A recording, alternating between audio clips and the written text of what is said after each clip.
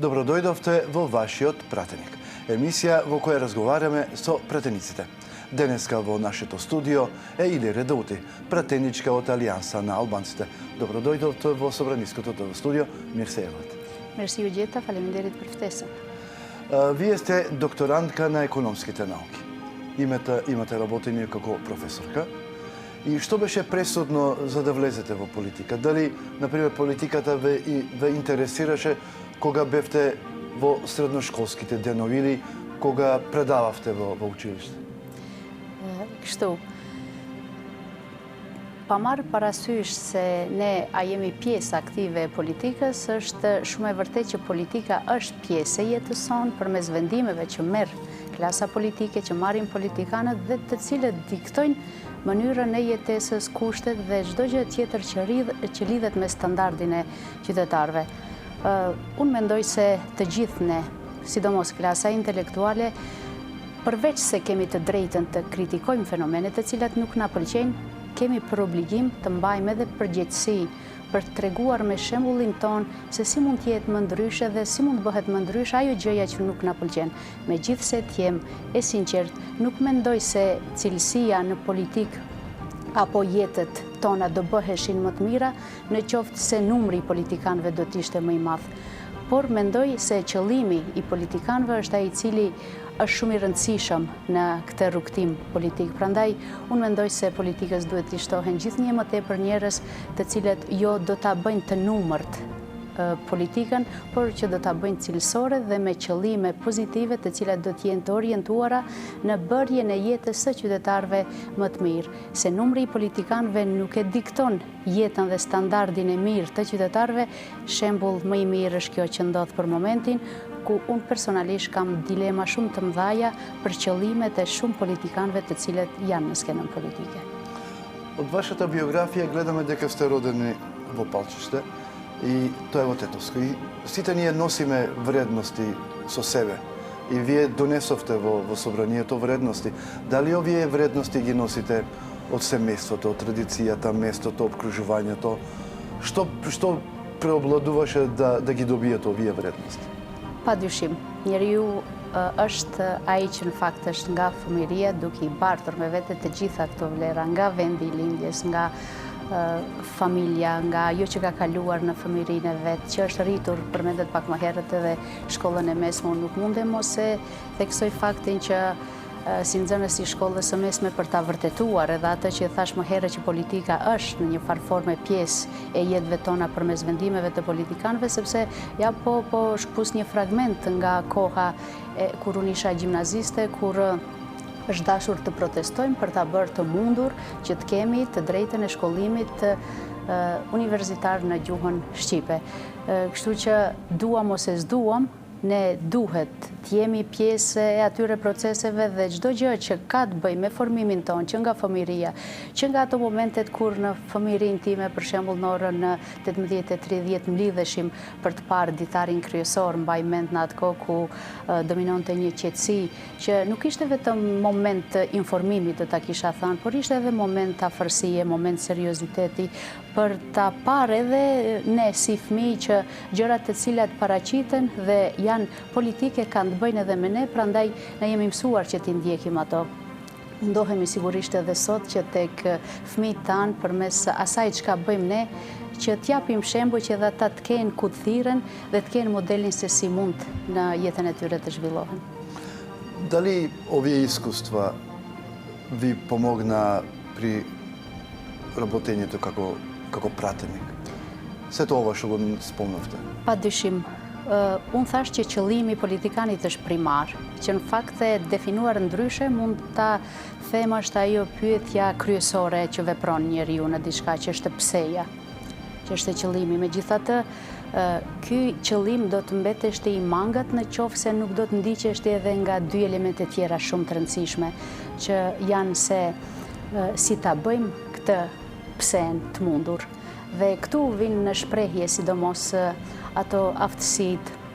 profesionale që ti ke arritur gjatë studimeve, gjatë rritjes, sidomos gjatë përsosjes profesionale, sepse përveç dëshirës për të bërë diçka, padyshim që duhet edhe kompetenca.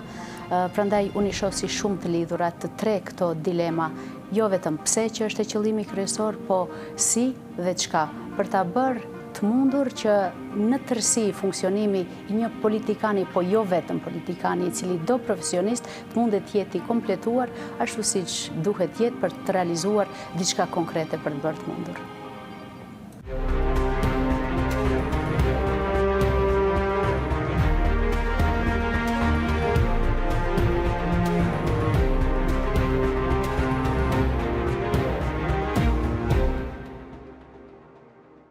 Членувате во неколку собраниски комисии.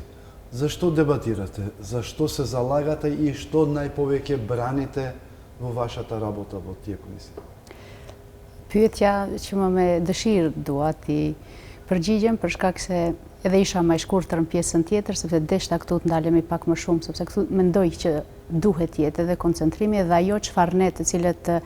kanë dhënë qytetarët besim, do duhet kemi çfarë tregojmë kur dalim përsëri para tyre. Sigurisht jam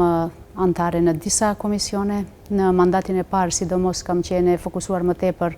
në Komisionin për Financa, për shkak se ishim në kohë të pandemisë dhe mendoj se kam dhënë kontribut bashkë me grupin parlamentar në atë kohë që të kemi propozime se si qytetarëve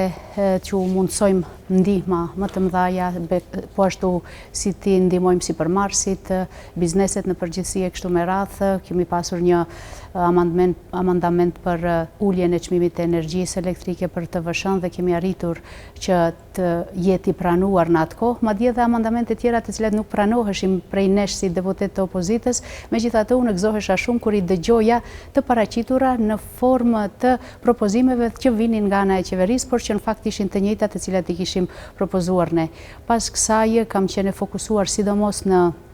ligjin për shtetësi, një herë ishëm pjesë e bisedimeve në atë kohë me qeverinë, derisa i bindëm që ata qytetarë mira të tillë të cilët kishin mbetur për 30 vite pa këtë dokumentin bazë që ju mungonte, do duheshte definitivisht gjithë skena politike të bindeshte se e drejta është në anën e tyre dhe ajo çështje duhet rregulluar patjetër. Padyshim më pasi e sollëm ligjin kam qenë e fokusuar dhe koncentruar dhe mund të them mbi 400 herë kam marrë fjalë nga foltorja e kuvendit përmes pyetjeve që kam drejtuar sidomos tek ministri i punëve të brendshme në atë kohë që t'japin përgjigje për personat të cilët komunikonin me mua dhe kërkonin ndihmë, sepse ligji edhe pse u soll haste në probleme të natyrës së implementimit, sikurse edhe shumë ligje të tjera këtu në vendin tonë. Mendoj se kemi bërë një punë të mrekullueshme në atë kohë. Janë edhe momente të cilat më kanë bërë të ndjej që jam në vendin e duhur. Pra foltorja e kuvendit gjithmonë ma ka dhënë këtë ndjesinë që të kuptoj se është vendi ku mund të bëhet më shumë, gjithmonë duhet bëhet më shumë. Ata lotët e gëzimit dhe mërzis fillimisht që i paraqitnin gjithë ata qytetarë në bisedë që bënin me mua janë nga momentet më të bukura nga mandati i kaluar, ndërka që në këtë mandat, ju siç e dini, unë isha kryetare e Komisionit për politikë sociale, demografi dhe të rinj, dhe dini të gjithë më pas është e njohur për opinionin, shkarkimi im në një formë të tillë arbitrare, të padrejt do ta kisha cilësuar ashtu siç asnjëherë nuk ka ndodhur në historinë parlamentare të Maqedonisë së Veriut dhe besoj nuk ka ndodhur edhe më gjerë që një kryetar komisioni i cili shpreh qëndrimin politik dhe kërkon që në një ligj të jenë të përfshirë të dy palët, siç ishte rasti i branitellave që i quajmë dhe që unë kërkoja që në atë ligj të tërhiqet ai ligj dhe më pas të futen edhe ish ushtarët e UÇK-s hasi në reagime që në fakt do ishte dashur të haste në mirë kuptim nga të gjitha palët, sepse fundja unë kërkoja vetëm që të respektohet neni nënt i kushtetutës. Në fakt kolegët bën të kundërtën, siç duket ranë në grack të njëri tjetrit, duke dashur të tregohen kush më shumë do të tregohet patriot nga pala tjetër, dhe do kisha dhënë bën një gabim të cilin unë mendoj se do duhet ata vetë përsëri të gjejnë mënyrë se si do ta përmirësojnë, sepse është shumë e pahishme që në historinë parlamentare të vendit tonë brezave të ardhshëm t'ju lëm momente dhe histori të këtilla, siç ishte rasti me shkarkimin tim konkretisht nga pozita e kryetarës së komisionit. Megjithatë, unë vazhdoj përsëri, unë mendoj se pjesën time të obligimit si deputete, si kryetare e komisioni e kam kryer, sepse mendova se arrita në fazën që të mobilizoj të gjithë për ta kuptuar se ne megjithatë jemi një shtet multietnik dhe nuk mjafton kjo të jetë vetëm në letër dhe me fjalë thënë, por duhet të sillemi dhe të veprojmë në atë formë. Ka edhe shumë çështje tjera me të cilat unë jam e preokupuar, sidomos në këtë mandat mendoj se kanë ndodhur gjëra të pahishme nga ana e qeverisë që më pas kanë reflektuar me veprimet tona këtu në kuvent. Do të kisha veçuar vendimin e qeverisë në fund të vitit të kaluar që e mori për mos përfshirjen e mërgatës në përfaqësimin politik dhe në përfaqësimin nëpërmjet buxhetit apo huave publike që i merr. Unë si ekonomiste e llogarisin një nga momentet më dëmshme që janë dëmtuar në mënyrë të drejtë për drejtë vendbanimet shqiptare dhe kam dhënë goxha, do kisha thënë në këtë drejtim, që të bëhet e ditur se çështja është duke u trajtuar në mënyrë të mbrapshme dhe të gabuar dhe është antikushtetuese për fat të mirë edhe gjykata kushtetuese veçmë e ka deklaruar një gjë të tillë dhe presim nga qeveria padyshim që ta tërheq vendimin që e ka marrur dhe të sillet në bazë të kushtetutës. Largimin e balancuesit do ta kisha theksuar si moment që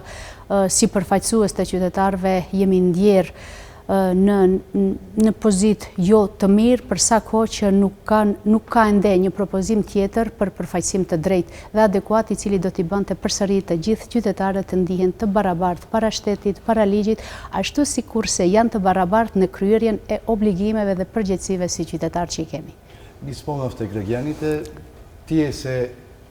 faktor što vi jeste danas kao sobranje, znači preko njivnih glasova vi dođete u sobranje i stanuvate pratnik. Со нив се сретнувате, верувам. Петокот е назначен како ден за средби со граѓаните. Кои се нивните најголеми барања кои ги упатуваат до вас? Padyshim, është punë që don domosdoshmërisht komunikim me qytetarët dhe në qoftë se më dëgjuat në përgjigjen e pyetjes tjetër, pikërisht ato 400 mbi 400 pyetje të cilat i theksova, i kisha si pasojë komunikimit të drejtë për drejtë me qytetarët që shprehnin brengën e tyre për problemet që kishin, që më pas në formë të pyetjeve i parashtroja deri tek institucionet përkatëse. Në fillim të mandatit të kaluar bëna përpjekje që të kem një zyrë për përfaqësim të qytetarëve në Zhelinë, ashtu siç edhe janë të paraparë nëpërmjet rregullorës së kuvendit. Megjithatë, siç duket, kryetari i komunës atje nuk pati mirë kuptim, sepse duket që mënyrën se si e shohim politikën e kemi të ndryshme dhe unë nuk u lodha më shumë me këtë pjesë pas marrjes së përgjigjes negative, por vazhdova të gjej forma të tjera të komunikimit me qytetarët dhe vazhdoj të jem në komunikim me ta. Sigurisht sot jemi në kohë të komunikimit dhe është e pamundër që të themi se është vështirë dhe nuk mund të vim në komunikim. Unë jam e hapur për të gjithë, kam qenë dhe vazhdoj të jem sepse e mendoj se qytetari është prioritet në punën e një përfaqësuesi të popullit. I već smo na kraj na ovaj razgovor. Na što, koja je ta работа za koja najpoveke ќе се залагате до крајот на вашиот мандат и на крајот за што би сакале граѓаните да ве запаметат? Shifni kështu, ka një mendim, një konceptim mbi politikën që e kam shumë të rëndësishme të arrijm deri në një farmase ta ndryshoj. E kam shumë të rëndësishme këtë pjesë, sepse mendohet sikur politika i ka fajet për gjëra që ndodhin. Në fakt, politika është vetëm një mekanizëm, një mundësi për të bërë të mundur që ti të realizosh ose kushdo qoftë qëllimin e caktuar. Kështu që padyshim që unë jam e fokusuar në qëllimet, ndërkaq që politika më vjen mekanizëm i mirë për të realizuar këtë qëllim i cili duhet të jetë në shërbim të qytetarëve dhe marr të gjitha këto të cilat i thash më herët, të cilat janë preokupime, kanë qenë dhe vazhdojnë të jenë. Sidomos shpërndarja e buxhetit në mënyrë të barabartë duhet të jetë preokupim i gjithë neve, sepse aty edhe vërehet se sa ka qasje qytetari në atë që është e drejtë e vetë në aspektin financiar, pa mos i përjashtuar edhe të drejtat e tjera të përfaqësimit, të cilat i përmenda pak më herët. Megjithatë, po them se gjatë gjithë kohës, pa marrë parasysh për cilën nga këto pikat do të jemi fokusuar, qëllim e kam që qytetarët fillojnë të mendojnë dhe të inkurajohen që politikës i duhen njerëz të cilët qëllimin do ta kenë pozitiv, ndërkaq politikën do ta shfrytëzojnë si mekanizëm për ta bërë të mundur diçka pozitive, sepse shohim për çdo ditë që nuk është mirë kështu siç është definitivisht. Благодарам за присуството во емисијата вашата. Faleminderit edhe juve, blagodarom.